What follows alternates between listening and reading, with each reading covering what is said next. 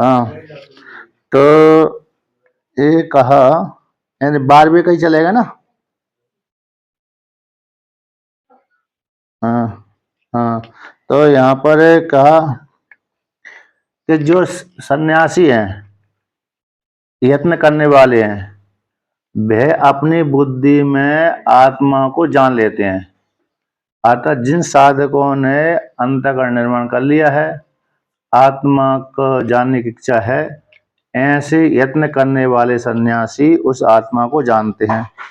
किंतु जिनका मन समाहित नहीं है, जिन साधक अथवा साधिकाओं का मन समाहित नहीं है, ऐसे जो व्यक्ति हैं वह इस आत्मा को नहीं जान पाते, ऐसा वर्णन कर दिया। और परमात्मा शरीर के भीतर रह करके उपाधि को लेकर के ज्ञान इंद्रिय के द्वारा, कर्म इंद्रियों के द्वारा विषय को उपभोग करता है। ऐसे उपभोग करने वाला जो परमात्मा है, उस परमात्मा को जानने के लिए कहते हैं योगी लोग, समाहित अंतःकरण वाले उसको जान लेते हैं। और जो अज्ञानी हैं, असमाहित अंतःकरण वाले हैं, अन्य साधनों के द्वारा वेदांत को छोड़ करके दूसरे साधनों से जानने की कोशिश करते हैं, अथवा जिनका मन समाहित है ही नहीं है, ऐसे व्यक्ति उस आत्मा को नहीं जान पाते। इस प्रकार से वर्णन किया। अब आगे उसी को लेकर के यहाँ पर वर्णन करते हैं।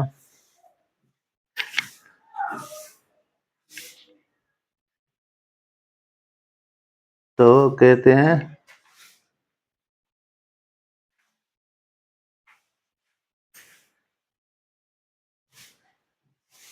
कि जो आदित्य के भीतर गया हुआ तेज है, इसके भीतर आदित्य के भीतर गया हुआ तेज है, अग्नि के भीतर गया हुआ तेज है, चंद्रमा के भीतर गया हुआ तेज है, उस तेज को मेरा ही जानो। अर्थात मैं ही तत्त उपाधि में जा करके इस प्रकार से जगत को प्रकाशन करता हूँ, ऐसा भगवान ने कहा। अब उसको भाष्य लेकर कहते हैं, जो प्राप्त, जैसे घट के भीतर गए हुआ महाकाश, घट के भीतर गए हुए जो आकाश है वह महाकाश ही है, महाकाश से भिन्न नहीं है। उसी प्रकार से अग्नि आदि के भीतर गए हुआ तेज भी परमात्मा का ही तेज है, परमात्मा से भिन्न नहीं है, ऐसा वर्णन किया। अब भगवान भास्कर भाष्य करते हैं इसको, यद आदित्य गतम आदित्यम आदित्य आश्रम, जो आदित्य के भीतर गया हुआ तेज है वह आदित्य को आश्रय करके रहता है। किम किम तत् तेजो दीप्ति ही प्रकाशो जगद भास्यते, प्रकाशयति अखिलम समस्तम, यच्चंद्रमसि यच्च सस्यभृति तत्तेजो। अभास्कम वर्तते यच्च अग्नौ उतवहे तत्तेजो विद्धि विजानीहि मामकम मदीयम मम विष्णोस् तत्तेजो तज्ज्योति। कहते हैं वह तेज क्या है, किम तत्तेजो कि दीप्ति, तेज यानी दीप्ति यानी प्रकाश, जो प्रकाश संपूर्ण जगत को भाषण करता है, प्रकाशन करता है। क्या करता है, भाषण करता है, प्रकाशन करता है। अखिलम समस्तम, संपूर्ण जगत को प्रकाशन करता है। ऐसा जो प्रकाशयति, प्रकाशन करता है, वो तेज वो मेरा ही है।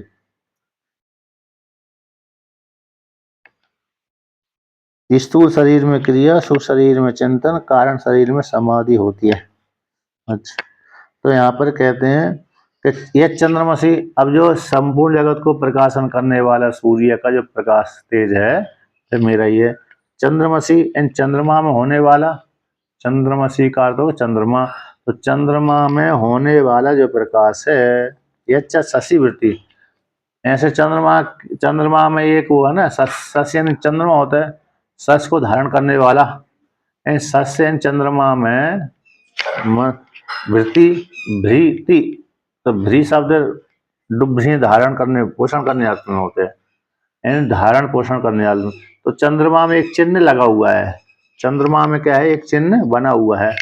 पुराण के अनुसार कहेंगे तो दोष है, पुराण के अनुसार कहेंगे तो वो एक दोष विशेष है। उस दोष विशेष को, क्योंकि वो गौतम ऋषि ने उनको श्राप दे दिया था, अथवा दोष विशेष, दूसरा दोष विशेष भी है दूसरा दोष विशेष कौन सा है कि जो चंद्रमा ने तारा को रख लिया था वो दोष लग गया था। दो प्रकार का दोष चंद्रमा में आता है, एक तो अहिल्या को लेकर के इंद्र देवता को श्राप दिया तो इसी गौतम मुनि श्राप दे दिया, और दूसरा दोष आता है कि अरे तारा को रख लिया बृहस्पति की पत्नी को, तो वो दोष लग गया था। वो दोष चिन्ह के रूप में दिखता है, इसी सस, सस यानी खरगोश का नाम होता है, सस यानी चंद्रमा, चंद्रमा में खरगोश का चिन्ह जैसा दिखता है, पर दूर से यद्यपि नहीं है फिर भी दोष जैसा दिखता है। तो सस को धारण करने वाला, अथवा सस यानी शशांक यानी चंद्रमा, तो चंद्रमा में जो रहने वाला ससवृत्ति, ससवृत, तो चंद्रमा में रहने वाला जो तेज है, ससवृत का तो चंद्रमा में रहने वाला, क्योंकि चंद्रमसी शब्द आया ना, चंद्रमसी, तो उसका अर्थ होगा ससवृत्ति। तो चिन्ह से युक्त जो चंद्रमा है, ऐसे चंद्रमा में जो तेज है, चंद्रमसी का ससवृत्ति का तो चंद्रमसी सप्तमी का एक वचन है, तो ऐसे चंद्रमा में तद तेजो जो तेज है, यह तेज कैसे, जो अभास्कम वर्तते, संपूर्ण जगत को प्रकाशन करता है, वह तेज मेरा ही है। यच्चाग्नौ हुतवहे तत्तेजो बिजान ही मामकम, कहते जो हुतवहे, हुत को बहन करता है, हुत यानी हवन हो गया, हवन को तत्त उपासक तत्त जो जिस जिस देवता के नाम से अग्नि में आहुति डालते हैं, कौन डालते हैं, यानी देव साधक यजमान अपने इस जिस जिस देवता को निमित्त बना करके अग्नि में आहुति का प्रक्षेप करते हैं, ऐसे तो उस प्रक्षेप की गई आहुति को जो वहन करता है, तो होते यानी हवन हो गया, वह यानी ले जाता है, तो होते को वहन करने वाले जो ऐसे जो अग्नि देवता है, उनमें ऐसे अग्नि देवता में तत् तेज जो तेज है, विद्धि विजानी मामकम, किस प्रकार जाने कि मेरा ही तेज है, मदीयम मम विष्णु से, मुझ विष्णु का वह तेज है, वह ज्योति है। इस प्रकार से यानी सूर्य के भीतर, चंद्रमा के भीतर, अग्नि के भीतर जो प्रधान प्रधान तेज दिख रहे हैं, उनके भीतर मेरा ही गया हुआ तेज वो मेरा ही है। जैसे चंद्रमा के भीतर जो तेज होता है सूर्य का होता है, उसी प्रकार से परमात्मा का तेज ही तत्त में गया हुआ है, ऐसा भगवान कहते हैं। तो तेज को लेकर कहते हैं। अब भगवान भास्कर दूसरा व्याख्यान करते हैं इसका, अथवा कि सामान्य रूप से तेज का वर्णन कर दिया, अथवा दूसरा तेज को कहते हैं आदित्य आदि में जो भी तेज दिख रहा है, क्या दिख रहा है, तेज आदित्य में, तो आदित्य आदौ तत्र तत्स्तम, तो आदित्य आदि के भीतर दिखने वाला जो तेज है, तो ब्रह्म चैतन्य ज्योति है, सर्वभास्कम, तो सभी का वह प्रकाशक है। कैसे, सभी का वह प्रकाशक है, ऐसा वर्णन किया। और कहते हैं ब्रह्म का, किसका, ब्रह्म का सर्वज्ञ होने से, चिद रूप होने से, अत्र यहाँ पर विवक्षितम जो विवक्षा की गई है उसको व्याख्यांतर को लेकर कहते हैं, क्योंकि ब्रह्म ही कैसा है, सर्वज्ञ होने से, चिद्रूप होने से, अत्र यहाँ पर ब्रह्म की ही विवक्षा की गई, इस हेतु से व्याख्यांतर को लेकर कहते हैं। सामान्य रूप से तेज का वर्णन किया था, अब विशेष रूप से ब्रह्म का ही प्रतिपादन करते हैं, क्योंकि प्रकरण किसका चल रहा है, ब्रह्म का चल रहा है, तो तेज बीच में आ गया, तेज ब्रह्म से इतर का वर्णन कर रहे हैं। जो सारे ज्ञान इंद्रिय, कर्म इंद्रिय अथवा सूर्य चंद्रमा आदि के भीतर गए वो तेज है, वह तेज मेरा ही है, ऐसा सामूहिक वर्णन कर दिया। अब इसको, क्योंकि इसका वर्णन करने के पश्चात दूसरा क्यों वर्णन कर रहे हैं कि प्रकरण किसका है, परमात्मा का है, तो परमात्मा का है तो परमात्मा ही उस रूप में दिख रहा है, उसको लेकर के यहाँ पर कहते हैं कि अथवा यद आदित्य गतम तेजस चैतन्यात्मकम ज्योतिर यच्चंद्रमसि यच्चाग्नौ तत्तेजो विद्धि मामेकम मदीयम ममः विष्णु तज्ज्योति। तो यहाँ पर कहते हैं, भगवान भास्कर कहते हैं आदित्य गतम तेजो, जो आदित्य के भीतर गया हुआ तेज है, वे कौन सा तेज है, यहाँ पर कहते हैं चैतन्य स्वरूपात्मक तेज है, चैतन्य ही है, कौन है, अभी तक तो सामान तेज का वर्णन करके जो प्रकाशन करने वाला था, अब स्वयं चैतन्य ही का प्रवेश करा दिया कि आदित्य के भीतर दिखने वाला जो तेज है वह चैतन्यात्मक है, चैतन स्वरूपात्मक है, चैतन ज्योति है। चैतन्यात्मक का जो चैतन्यात्मक ज्योति है, भगवान ब्रह्म ही है।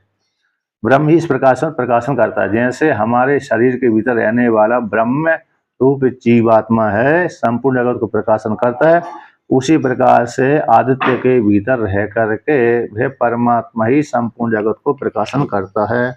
इसलिए आदित्य के भीतर गया हुआ है वह चैतन रूप ज्योति है। चंद्रमसी और चंद्रमा के भीतर गया हुआ जो ज्योति है वह भी चैतन्य ही है। और अग्नि के भीतर गया हुआ तेज है वह भी परमात्मा ही है, वो चैतन्य है। तो इस प्रकार से तेजो विद्धि जानो, इसका मदी मामेकम है मदियम ममा विष्णु तत्ज्योति। विष्णु, वह विष्णु की भी ज्योति है। किसकी ज्योति है?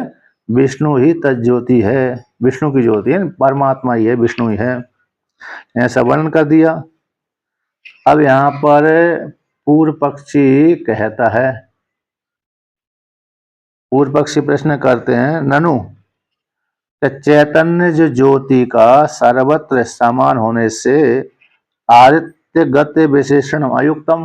पूर्व पक्षी ने प्रश्न किया, क्योंकि जैसे आकाश तो संपूर्ण जगत के भीतर समान रूप से गया हुआ है, एक देश में आकाश नहीं है, एक देश में आकाश है, ऐसा नहीं कह सकते, बल्कि आकाश तो संपूर्ण जगत में समान रूप से गया हुआ है। तो एक देश में ज्यादा आकाश है, एक देश में कम आकाश है, ऐसा बोलना ठीक नहीं होता है। और एक देश का आकाश थोड़ा काला है, एक देश का आकाश थोड़ा पीला है, ऐसा भी नहीं बोल सकते, ऐसा बोलना ठीक नहीं है। उसी प्रकार से ब्रह्म तो सभी जगह गया हुआ है, ब्रह्म रूप ज्योति सभी जगह गई है। तो आदित्य में, चंद्रमा में, अग्नि में ज्योति गई हुई है, ज्यादा गई हुई है, ऐसा विशेषण देना ठीक नहीं है। आदित्य के भीतर गया हुआ ज्योति, चंद्रमा के भीतर गई ज्योति, अग्नि के भीतर गई हुई ज्योति कैसी है? विशिष्ट है। इनके भीतर गई ज्योति वो मेरी है, अन्य के भीतर नहीं गई, ऐसी बात नहीं है। तो इस आदित्य है, चंद्रमा, अग्नि आदि जो विशेषण दिया ब्रह्म चेतन, ब्रह्म रूप चेतन ज्योति की, वो कहना ठीक नहीं है, ऐसा पूर्व पक्षी का मानना है। ननु स्थावरेषु जंगमेषु च तत् समानम चैतन्यात्मकम ज्योतिष तत्र कथमिदम विशेषणम यद आदित्य गतम इत्यादि। तो पूर्व पक्षी पूछ रहा है कि परमात्मा तो स्थावर में भी गया हुआ है और जंगमों में भी गया हुआ है। स्थावर का अर्थ हो गया वृक्ष है, पर्वत है, जो चलते नहीं है, हलते डुलते हैं, है ना, चलते तो नहीं है लेकिन हलते डुलते हैं, उनको स्थावर कहते हैं।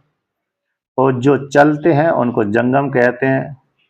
जैसे वृक्ष हैं, चलते तो नहीं है लेकिन हलते डुलते जरूर है, कहते हैं हलते डुलते जरूर हैं। और जो चेतन है, सामान, स्त्री पुरुष, पशु पक्षी, कीड़े मकोड़े आदि है, वो चलते हैं, हलते भी हैं, डुलते भी हैं।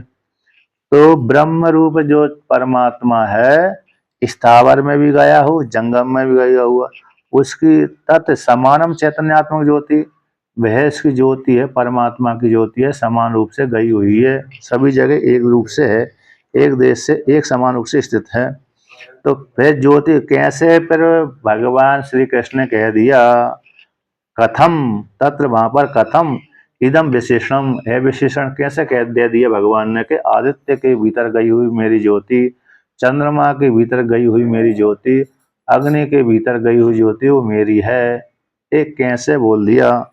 ऐसी प्राप्ति हो जाने पर सिद्धांति कहते हैं, भगवान भास्कर कहते हैं, ना ऐसा दोष, इसमें कोई दोष नहीं है। तो दोष क्यों नहीं है?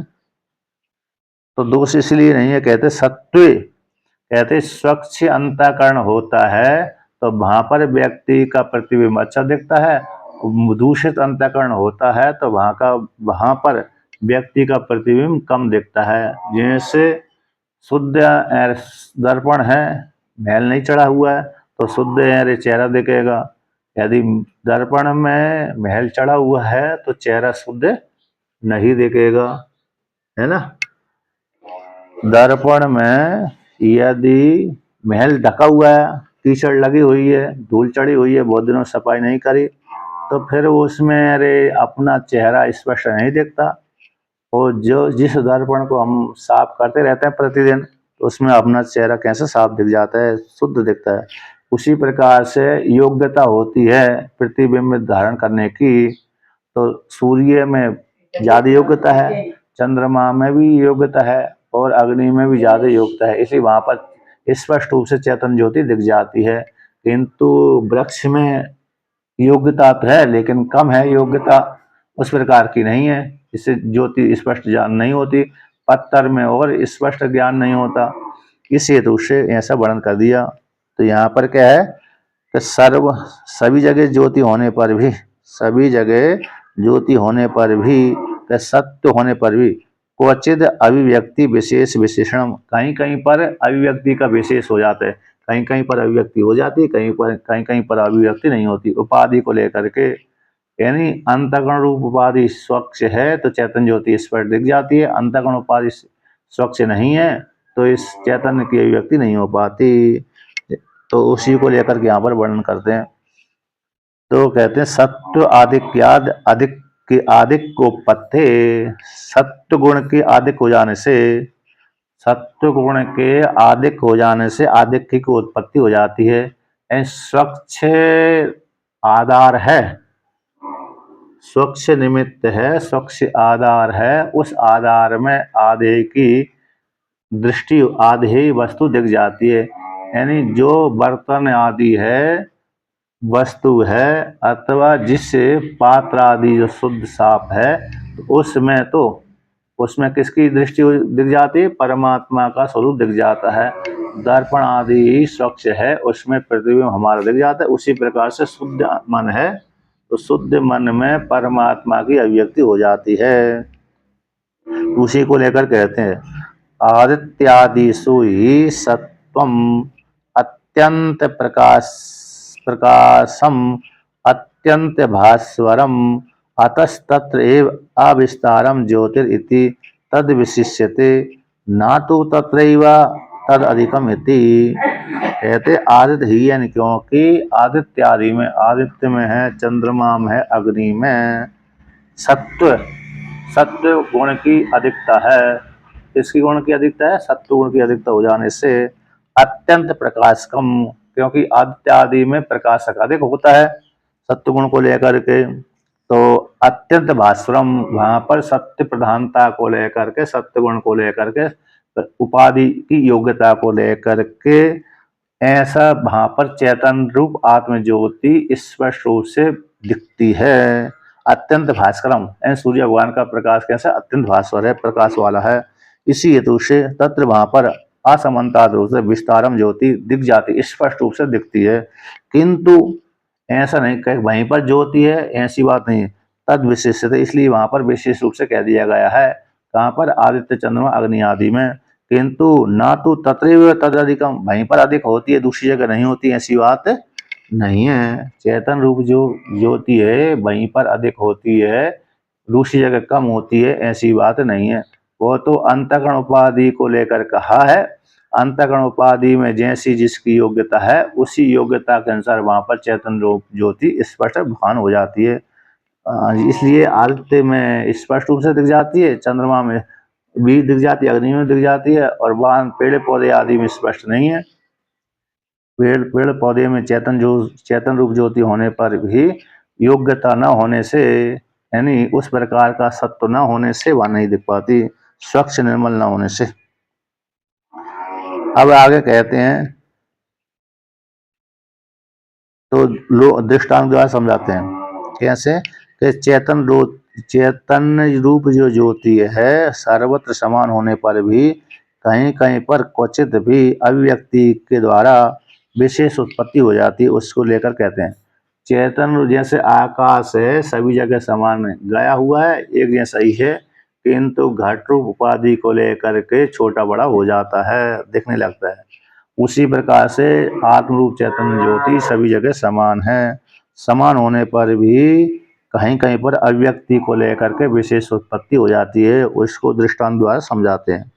यथा ही लोके तुल्य अपि मुख्य संस्थाने न काष्ठ कुड्यादौ मुखम आविर्भवति आदर्श आदौ तु स्वच्छे स्वच्छतरे तारतम्येन आविर्भवति तद्वत् जैसे लोक में तुल्य मुख्य के संस्थान समान है।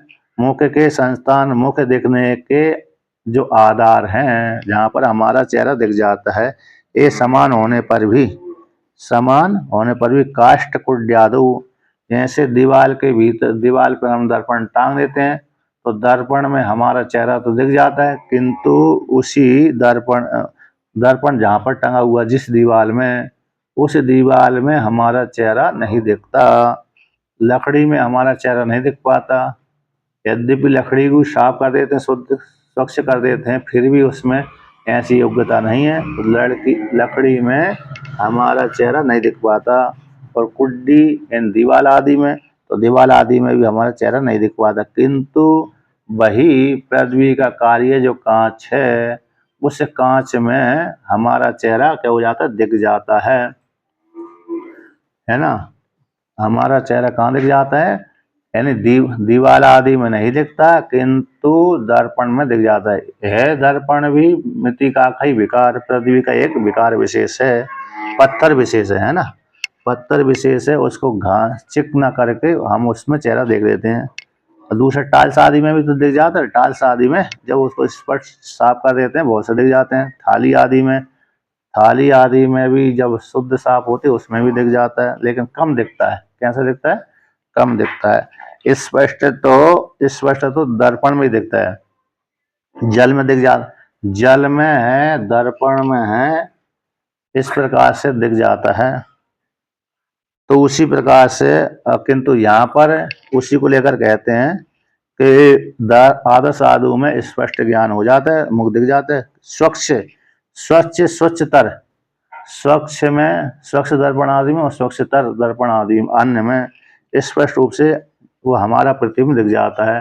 तो तारतम्य बोल दिया, क्या बोल दिया, इस दीवाल में और दर्पण के भीतर, दर्पण में दिख जाता, दीवाल में नहीं दिख पा जाता है। और दर्पण में भी कोई गंदा है कोई साफ है तो स्पष्ट हमारा चेहरा दिख जाता है। आविर्भवती, उसमें प्रकट हो जाता। उसी प्रकार दृष्टांत समान समझाते हैं। तो दृष्टांत में जब जिसका मन शुद्ध होता है, भजन करते करते, किसके द्वारा, भजन करते करते, पूजा करते करते, चिंतन करते करते जब व्यक्ति का मन साफ हो जाता है तो उस मन में ही परमात्मा की अभिव्यक्ति हो जाती। चैतन्य रूप ज्योति है हमारी, परमात्मा है। वो परमात्मा राम कृष्ण के रूप में गया हुआ है। वह राम कृष्ण के रूप में गया हुआ परमात्मा हमारे हृदय के भीतर अभिव्यक्त हो जाता, दिख जाता है। ये दृष्टांत को समझा दिया। अब उसी को और आगे कहते हैं कि इस हेतु से भी सर्वात्मत्वम प्रकृत पदस्मिता, इस हेतु से जो सर्वात्मक है, परमात्मा है, जो प्रकृत पद है, उस पद को ग्रहण कर लेना चाहिए, जान लेना चाहिए। उसको युक्तम, उसको लेकर के और कहते हैं इस हेतु से भी परमात्मा जाना जाता है कि ये परमात्मा सभी जगह गया हुआ है। कैसा है, जो आदित्य के भीतर गया हुआ परमात्मा अन्य यहाँ पर भी इस प्रकार से जाना जाता है। उसको अगले श्लोक के द्वारा कहते हैं। तो पाठ करते हैं। गामाविश्य च भूतानि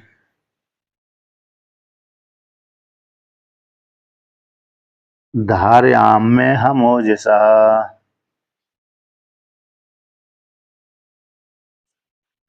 पुष्णामि चौषधिः सर्वः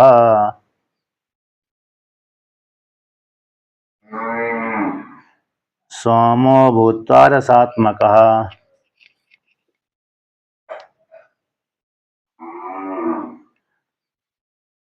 तो यहाँ पर वर्णन करते हैं, भगवान कहते हैं अर्जुन से, ही अर्जुन, गाम अवश्य च भूतानि धारयामि अहम ओजसा। हम यानी मैं वासुदेव परमात्मा श्री कृष्ण ओज के द्वारा, तेज के द्वारा, बल के द्वारा, स्वयं का तेज के द्वारा कहते हैं गाम, यानी पृथिव्याम, पृथिव्याम यानी पृथ्वी में। गाम शब्द का अर्थ आचक पृथ्वी, तो पृथ्वी के भीतर आविश्य यानी प्रवेश करके मैं परमात्मा वासुदेव श्री कृष्ण इस पृथ्वी के भीतर प्रवेश करके, गाम यानी पृथ्वी, उस पृथ्वी के भीतर प्रवेश करके, आवेशन प्रवेश करके, धार्या भूतानि धार्यामि, मैं भूतों को धारण करता हूँ अपने तेज के द्वारा, सामर्थ्य के द्वारा। जैसे दृष्टांत है, जैसे भगवान श्री कृष्ण ने 7 वर्ष की अवस्था में ही कौन सा गोवर्धन पर्वत को उठा लिया था, तो धारण ही किया था उन्होंने अपनी संकल्प शक्ति के माध्यम से। उस विशाल जो पर्वत है, गोवर्धन पर्वत है, उसको उठा लिया था। उठा करके 7 दिनों तक, 7 रात्रि तक, दिन और रात्रि तक धारण करते रहे। तो उसी प्रकार से परमात्मा आत्म शक्ति के माध्यम से, निज बल के माध्यम से, निज बल के माध्यम से इस शरीर, इस पृथ्वी के भीतर प्रवेश करके सारी भूतों को धारण करता है। उसी प्रकार से हमारे शरीर के भीतर परमात्मा प्रवेश करके ज्ञान इंद्रिय, कर्म इंद्रिय, अंतःकरण और स्थूल शरीर को धारण करता है।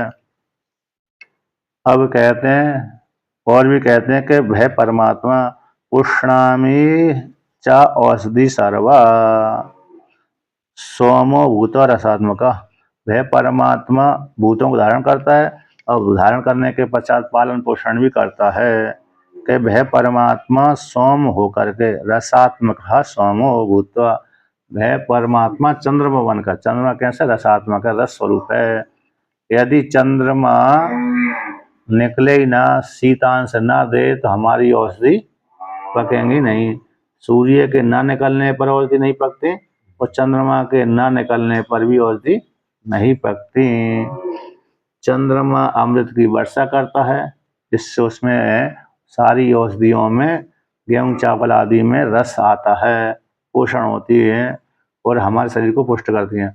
वो सूर्य भगवान उसी को पकाता है और परिवक्त क्यों करता है, इसलिए चंद्रमा और अग्नि दोनों ही हमारी फसल को उगाते हैं, पकाते हैं और हम लोगों को देते हैं। इसलिए परमात्मा सोम होकर के, इन चंद्रमा बन करके, कैसे वो चंद्रमा बनकर, रसात्मक चंद्रमा बन करके, रस रूप चंद्रमा बन करके, कहते हैं मैं परमात्मा वासुदेव ही चंद्रमा बन करके, रस स्वरूपात्मक चंद्रमा बन के, सर्वाणी सर्व औषधि पुष्णामी, सारी औषधियों को पोषण करता हूँ। यदि औषधि के भीतर रस ना जाए तो वो औषधियाँ कैसी रूखी हो जाती हैं, रस बनेगा ही नहीं व्यक्ति के शरीर के भीतर, है ना। तो रूखी रूखी, जैसे जिस शरीर के अंग से प्राण निकल जाते हैं तो वहाँ का अब अंग कैसे हो जाता है, रूखा रूखा हो जाता है। उसी प्रकार से यदि रस रूप परमात्मा इस औषधि के भीतर न जाए तो कोई व्यक्ति भोजन करने के पश्चात उसको, अरे पाचन क्रिया नहीं ठीक होगी, इन जीवित भी नहीं रह सकता। तो रस बनता है, रस बनने से ही शरीर पुष्ट होता है और शरीर पुष्ट हो जाने से इंद्रिय कार्य करना समर्थ हो जाती हैं, सामर्थ्य वाली होती हैं। यानी अन्न के खाने से रस बना और रस बनने के पश्चात वह रस 3 प्रकार से विभक्त हो जाता है, रक्त में चला जाता है, हड्डी में चला जाता है और इंद्रिय को पोषण करने में चला जाता है। सूक्ष्म भाग है, सूक्ष्म जो भाग है वो तो इंद्रिय को पुष्ट कर देता है, मध्यम भाग है वो शरीर को, हड्डियों को, रक्त को पोषण करता है और स्थूल भाग वो निकल जाता है। इस प्रकार से तो मैं परमात्मा वासुदेव रसात्मक चंद्रमा बन करके सारी योजनाओं को पोषणामी करते पोषण करता हूँ, ऐसा कहा। अब भगवान भास्कर इसका व्याख्यान करते हैं। गाम इति, तो गाम पृथिवीम आविश्य प्रविश्य धारयामि भूतानि जगद अहम ओजसा बलेन यद बलम राग काम राग विवर्जितम ऐश्वरम जगद विधारणाय पृथिव्याम प्रविष्टम येन गुरुवी पृथ्वी न अधः पतति न विदीर्यते च। मैं वासुदेव परमात्मा गाम एवं पृथ्वी में प्रवेश करके धारयामी भूतों को, संपूर्ण जगत को धारण करता हूँ। किससे? मैं ही धारण करता हूँ। ओजसा यानी बल के द्वारा, बल के द्वारा, आत्मबल के द्वारा मैं ही संपूर्ण जगत को धारण करता हूँ। मैं जो ईश्वर हूँ पृथ्वी के देवता रूप से, मैं परमात्मा हूँ पृथ्वी के देवता रूप से पृथ्वी में प्रवेश करके भूत शब्द से जगत ले लिया। तो ऐश्वर्य रूप बल के द्वारा मैं धारण करता हूँ, ऐश्वर्य बल के द्वारा मैं धारण, यानी परमात्मा पृथ्वी में पृथ्वी देवता बन करके प्रवेश करके संपूर्ण भूतों को धारण करता हूँ। पृथ्वी का अभिमानी देवता बन करके पृथ्वी के भीतर उसका लिंग शरीर होगा, लिंग के भीतर प्रवेश करने वाला वो उसका अभिमानी देवता हो गया। ऐसा हमारे शरीर के स्थूल शरीर बाहर का हो गया, उसके भीतर लिंग शरीर हो गया, और लिंग शरीर के भीतर जो परमात्मा हो गया। उसी प्रकार से पृथ्वी का बाहर का शरीर पृथ्वी हो गया, उसके भीतर सूक्ष्म शरीर हिरण्यगर्भ हो गया, और हिरण्यगर्भ का शरीर के भीतर वो परमात्मा प्रवेश कर गया। तो इस ऐसा जो बल है, तो बल भी कैसा है, मैं अपने बल के द्वारा। तो बल कौन सा है यहाँ पर, तो भगवान भास्कर कहते हैं काम राग विवर्जितम, काम राग से रहित, कामना और राग से रहित ऐसा जो बल है, उस बल को, ईश्वर संबंधी बल है, उस बल को, जगत को कहते हैं मैं धारण करता हूँ।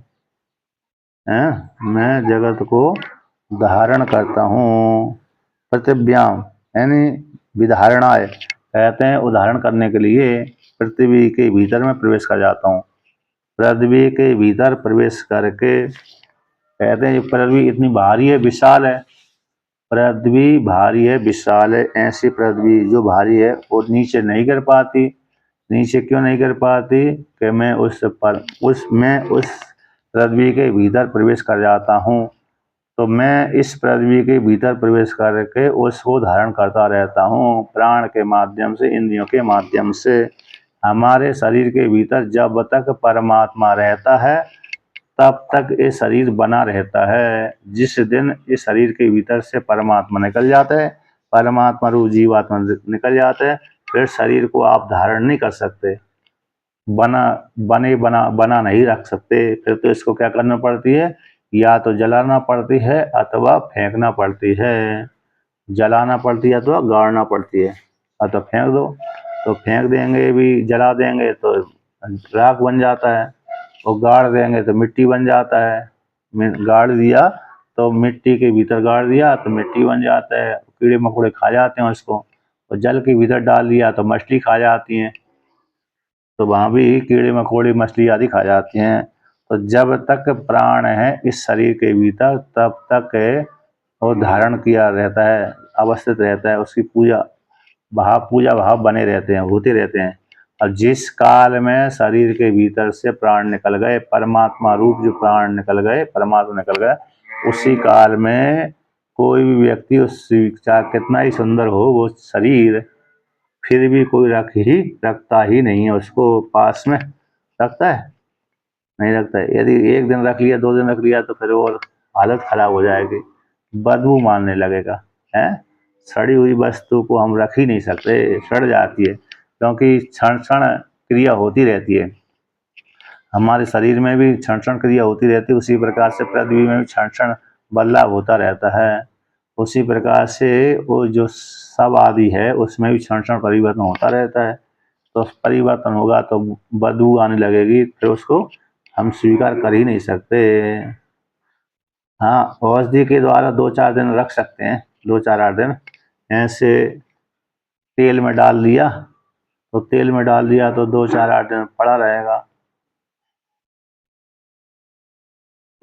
बर्फ में रख दिया, चलो विकल्प है। आप नाम 1-2 दिन के लिए, मतलब 15-20 दिन के लास्ट बिजली जिस दिन चली गई तो वो तो हालत खराब हो जाएगी। बिजली बंद हो जाए, है ना, तो फिर तो बर्फ कुछ बर्फ ही नहीं रहेगी और नष्ट भ्रष्ट हो जाएगा, बदबू मार दे। दशरथ जी को तो हाँ, हाँ दशरथ जी शरीर को तो विकल्प हुआ ना, विकल्प सामान्य प्रक्रिया अपवाद के लिए 2-4 दिन के लिए, इसके 2-4 दिन बोली देते हैं। एंड जब तक उसको देख नहीं पड़ने के लिए, इसलिए औषधि के माध्यम से 2-4 दिनों के लिए ही रख सकते हैं। जैसे अभी ये हो गया, कौन सा हो गया, बर्फ हो गया, तो बर्फ में जल्दी शरीर खराब नहीं होता है। ऐसे कोई हिमालय में मर जाता है ना व्यक्ति, हिमालय में, और मरते समय वो बर्फ में दब गया तो कुछ काल तक वो शरीर पड़ा रहेगा, लेकिन फिर नष्ट भ्रष्ट हो जाएगा, है ना, नष्ट तो हो ही गया, फिर भी ऐसा पड़ा रहेगा, ज्यादा दिनों तक बना रहता है। लेकिन जैसी धूप, बर्फ पिघला, धूप लगी, तो उसमें क्षण में परिवर्तन हो जाता है।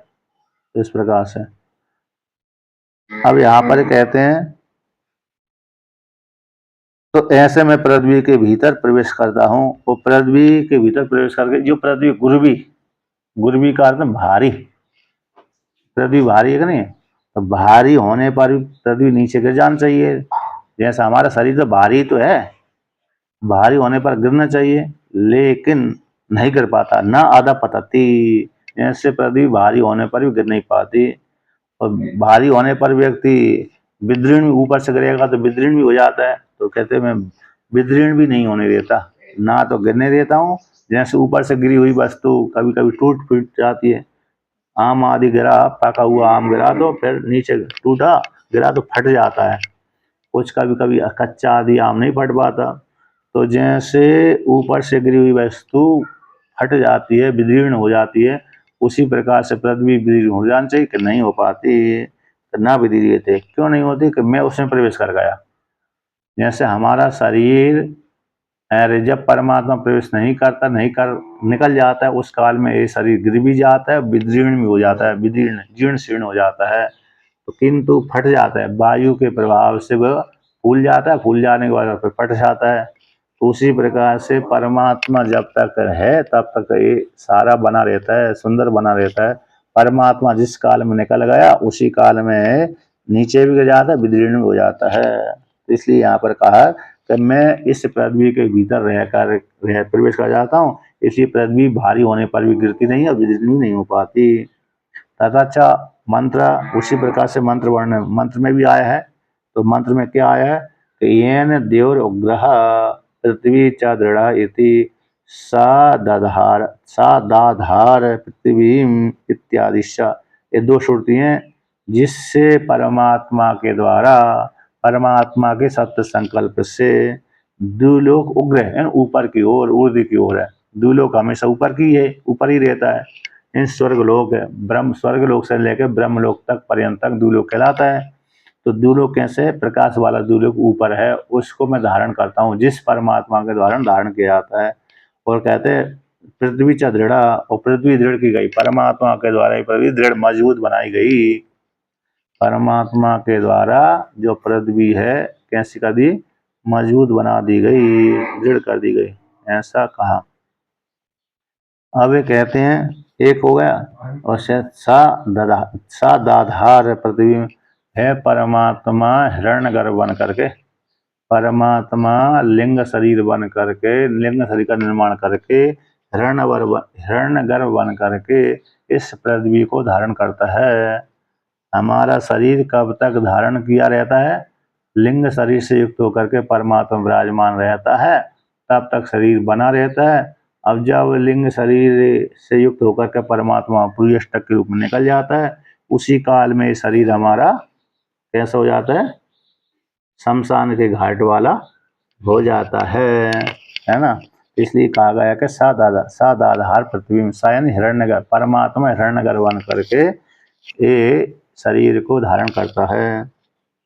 अतः इसी हेतु से कहा गया कि अतः इसी कारण से, यहाँ पर टीकाकार कहते हैं कि परस्य हिरण्यगर्भात्मना अवस्थानात् न मंत्र अन्य परतः, जो परमात्मा का ही हिरण्यगर्भ के द्वारा, हिरण्यगर्भ रूप से अवस्थान हो जाने से हिरण्यगर्भ बन करके, क्योंकि उसका अभिमान ये होता है, विराट के अंग कहलाते हैं पृथ्वी आदि, और हिरण्यगर्भ उसके भीतर प्रवेश कर जाता है। तो परमात्मा हिरण्यगर्भ बन करके इस संपूर्ण जगत को धारण करता है, लिंग शरीर से युक्त होकर के।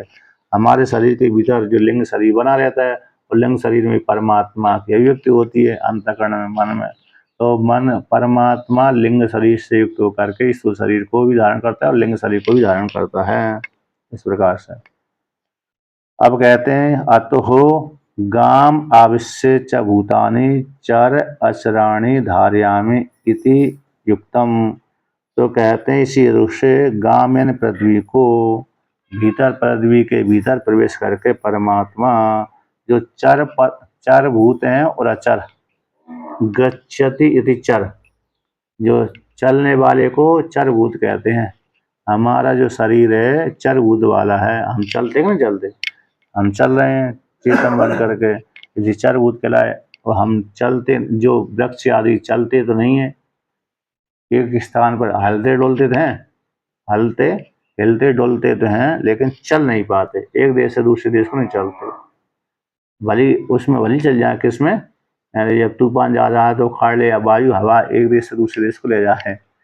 कभी कभी वृक्ष उखड़ जाते नहीं, तेज आंधी में वृक्ष उखड़ करके दूर एक देश से दूसरे देश चले जाते हैं, तो वो तो अपवाद हो जाता है।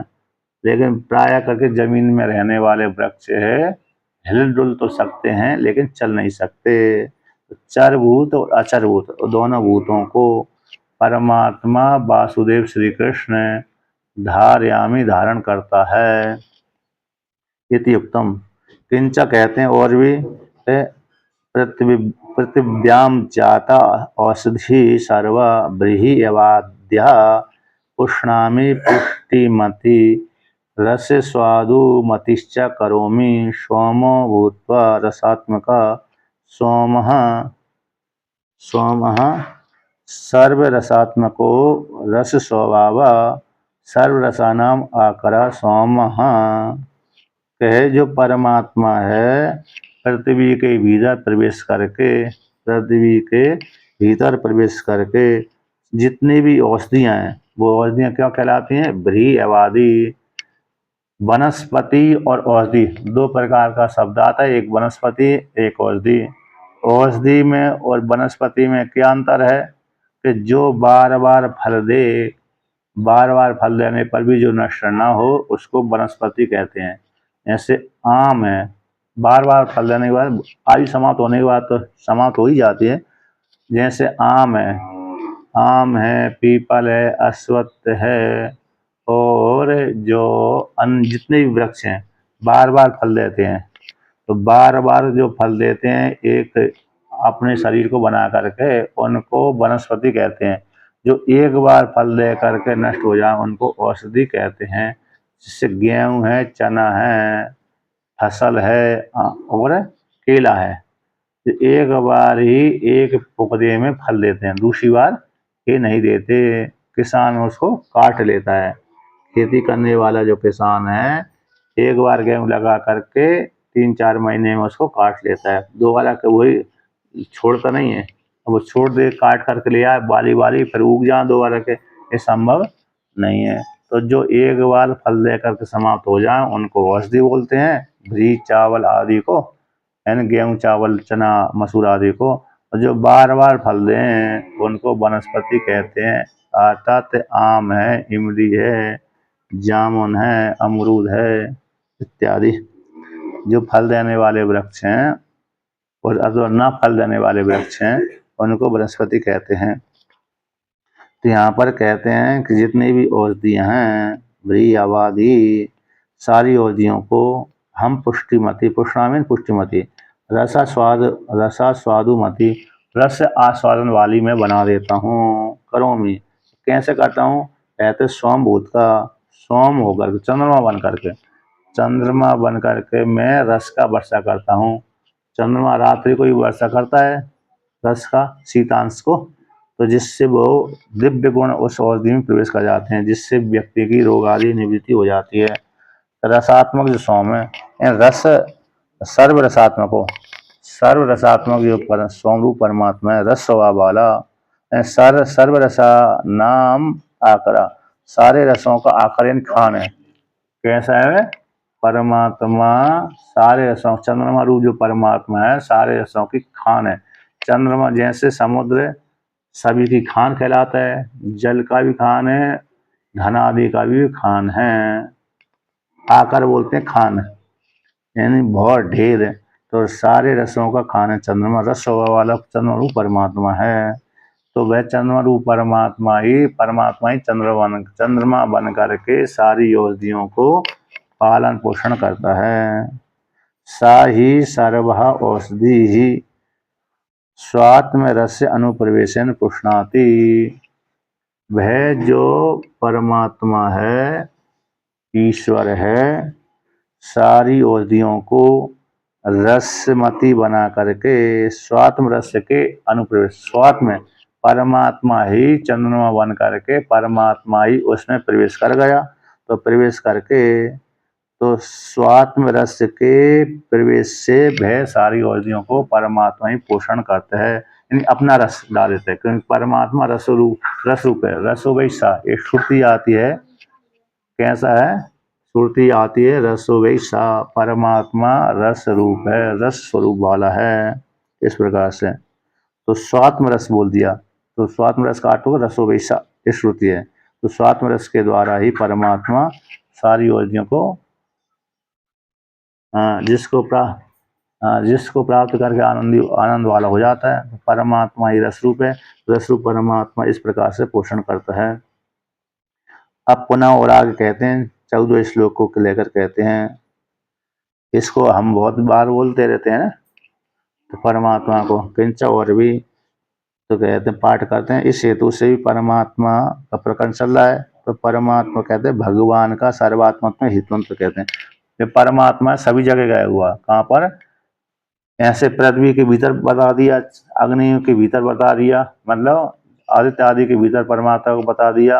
अब शरीर के भीतर भी बताते हैं, अग्नि के आदित्य के भीतर गया हुआ परमात्मा है, और पृथ्वी के भीतर गया हुआ परमात्मा है, चंद्रमा के भीतर गए हुए परमात्मा, अब अग्नि के भीतर गए हुए परमात्मा है, हमारे शरीर के भीतर भी परमात्मा है, उसको अब सिद्ध कर रहे हैं। यानी परमात्मा के व्यापकता को वर्णन करते हैं। परमात्मा व्यापक है, ईश्वर व्यापक है, हरि व्यापक सर्वत्र समाना, है ना, ईशावास्यमिदं सर्वम, सभी जगह ईश्वर गया हुआ, सभी जगह परमात्मा विष्णु गया हुआ है, उसको सिद्ध कर रहे हैं। तो पाठ करते हैं 14 श्लोक का। अहम वैश्वानरो भूत्वा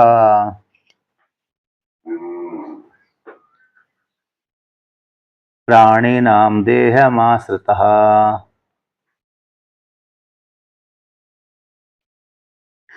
प्राणापान समायुक्तः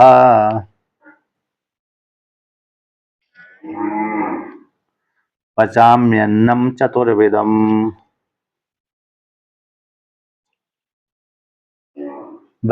भगवान वासुदेव श्री कृष्ण कहते हैं कि हे अर्जुन, मैं परमात्मा रूप जो वासुदेव हूँ, वैश्वानर होकर के, वैश्वानर बन करके, प्राणियों के शरीर को आश्रय करके वैश्वानर बन करके, वैश्वानर नाम की जो अग्नि है हमारे शरीर के भीतर रहती है, जिसको हम जठराग्नि अग्नि बोलते हैं। जठर में रहने वाली अग्नि को जठराग्नि अग्नि बोलते हैं, और वैश्वानर ही अग्नि है, इन परमात्मा ही है। यह परमात्मा प्राणियों के शरीर को आश्रय बना करके मैं वैश्वानर हो करके, वैश्वानर नाम की अग्नि बन करके प्राण और अपान से युक्त होकर है, प्राण और अपान से युक्त होता हुआ मैं प्राणियों के भीतर रहने वाला जो भोग करता प्राणी, उसके 4 प्रकार के अन्नों को मैं ही पकाता हूँ। अग्नि बन करके मैं 4 प्रकार के अन्नों को पकाता हूँ, यानी प्राण है, अपान है, समान है, उदान है, व्यान है, नाग है, कूर्म है, कृकर है, देवदत्त है, धनंजय। हमारे शरीर के भीतर ये 10 प्राण रहते हैं, प्राण अपान समान व्यान उदान, ये 5 हो गए प्रसिद्ध। नाग, कूर्म, कृकल देवदत्त धनंजय। नाग हो गया, कूर्म हो गया, कृकर भी बोलते हैं, कृकल भी बोलते हैं, और देवदत्त धनंजय। नाग का अर्थ डकार लेना, कूर्म का अर्थ नेत्र खोलना, और कृकल का अर्थ छींक लेना, और देवदत्त का अर्थ जमाई लेना। हाँ हाँ, नेत्र कूर्म का अर्थ होगा पलक जाकर, नेत्र में पलक जाकर करना, और कृकल का अर्थ होगा छींक लेना, क्रिकर है कृकल, छींक लेना। और देवदत्त का अर्थ होता है जमाई लेना, उसका कार्य है। और धनंजय का अर्थ तो मरने के बाद फुलाना, है ना, मृत्यु के बाद वो शरीर को फुला देता है। इसलिए व्यक्ति का शरीर है।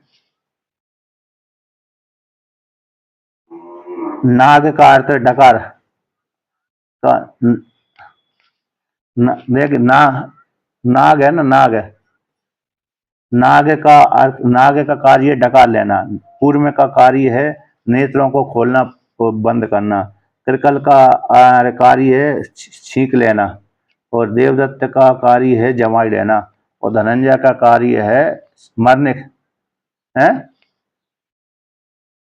कृकल, क्रिकर भी बोलते हैं, कृकल भी बोलते हैं, क्रिकल अथवा क्रिकल। फिर देवदत्त धनंजय, छींक लेना, छींक, छींक आना, तो छींक आना मतलब वो कृकल का कार्य चल रहा है। देवदत्त का अर्थ जमाई, देवदत्त है, और देवदत्त का अर्थ जमाई लेना, और धनंजय का अर्थ जमाई में, जमाई जब लेते हैं तो देवदत्त का कार्य चल रहा है, और जब धनंजय का कार्य मरने के बाद शरीर को फुला देता है, अंश रूप से बना रहता है, वहां के साथ निकल जा है शरीर को धनंजय, हाँ, धनंजय का अर्थ होता है मरे हुए व्यक्ति के शरीर को फुलाना। इसलिए व्यक्ति मरने के बाद व्यक्ति का शरीर दोगुना तिगुना वो वजन वाला हो जाता है। कैसे हो जाता है? दोगुना। जो 50 किलो का वजन है सामान्य, वो मरने के पश्चात 100 किलो का हो जाता है। होता कि नहीं होता? 60-70 का तो हो ही जाएगा। एक महात्मा जी को चित्रकूट में शरीर छूटा, चित्रकूट में हम उनको ले गए। एक तो पहले से ही बड़े थे, अब फिर उसमें 2 किलोमीटर ले जाना था उनको, और वजन ही ज़्यादा बढ़ गया तो बहुत मुश्किल से रास्ते में बदलते बदलते ले गए, इस प्रकार। तो परमात्मा कहते हैं वैष्णव बन करके 4 प्रकार के अन्न को पकाता है। 4 प्रकार के हमारे अन्न हैं। कौन से हैं? भोज्य, भक्ष्य, चोष्य है ना। 4 प्रकार के अन्न हो गए। भोज, एक भक्षण करते हैं, कैसे हो गए? भक्षण करना, यानी खंड खंड का अपूपादि, जो यहाँ पर वर्णन किया है। भोज्य कौन से होते हैं? कि जो जिब्बा के द्वारा, यते पायस आदि केवल जिब्बा के द्वारा विलोड़न करके भोजन होता है, हैं? बमन उल्टी हो गई, और देख लो उसी में है क्या कर छींक जमा, डकार में नाग में है ना, डकार, डकार लेता तो बमन भी हो जाता, उसी में डकार तभी तो आएगी। हाँ, और इसमें आ गए डकार आदि आना, उल्टी उदा बमन कर देना, उदान के ऊपर उठा लेना। तो ये भक्ष्य भोज्य, मतलब भक्ष्य भोज्य यहाँ पर वर्णन किया है इनका। कहते जो भक्ष्य भोज, सबसे पहले क्या कर दिया? भोज्यम। तो भोज्य मतलब जो पायस आदि है, भोज्य लिए ना, तो भोज्य का तो दूध, दूध आदि, खीर आदि है, खीर है, पायस आदि को जिब्बा के द्वारा विडोलन करके निगान लील जाते हैं, उसको भोज्य कहते हैं। जो भक्षण करते हैं अपूपादि, दांतों के द्वारा चबा चबा कर खाते हैं खंड खंड करके, उसको भक्ष्य बोलते हैं।